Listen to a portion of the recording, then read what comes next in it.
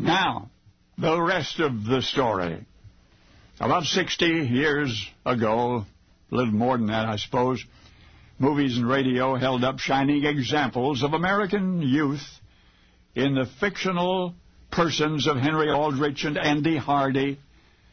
Either of those make-believe characters, those scrubbed portraits of ideal boyhood, might have been patterned after a real-life Indiana farm boy who had preceded them. His name was Johnny. From the moment he was born, Johnny was the sort of youngster who makes childless couples long for children. The star of the family album. You should see the faded photographs. Adorable, wide-eyed youngster on his tricycle.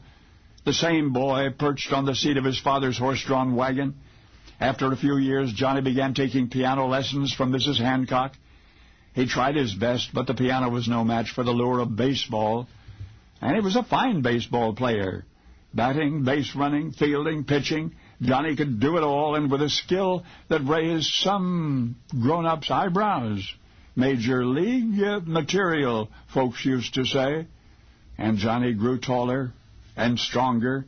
In school he got average grades, maybe a little above. In fact, the only aspect of his youth in which he was not completely normal was that he rarely ever got into trouble. The only fighting he did was in friendly wrestling matches. When the other boys said enough, Johnny would quit and the two would shake hands. One schoolmate grew up to recall that Johnny was the only boy who never stole, not as much as a nickel, from other boys' desks. After high school, Johnny got a job in a veneer mill. The other workmen liked him a lot. His pleasant personality, his willingness to help out, even when his job did not call for it. Later, Johnny worked in a machine shop. His employer became quite fond of him, called Johnny very fast and accurate, sober and honest, very industrious. And then Johnny fell in love. And I wish I didn't have to tell you the rest of the story. The little girl with whom Johnny became enamored was named Frances Thornton. She was the stepdaughter of Johnny's Uncle Everett. She was extraordinarily pretty. Frances was 17, and Johnny was 20, when Johnny asked his uncle for Frances's hand. Uncle Everett said no. He said there was a nice boy who lived in Greencastle whom he had chosen as Frances's future husband, and he, Uncle Everett, forbade Johnny ever to call on Frances again.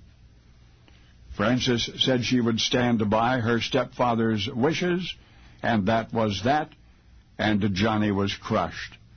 The next thing you know, farm boy Johnny had fled to the big city, to Indianapolis, where he was seen in the company of prostitutes, where he was known to have stolen a car, and yes, that was where it all began. He had been the star of the family album. He had been a walking model of American boyhood until the summer of 1923, when a romantic rejection pulled the emotional trigger that turned Honest John into public enemy number one, John Dillinger. John Dillinger. Now you know the rest of the story.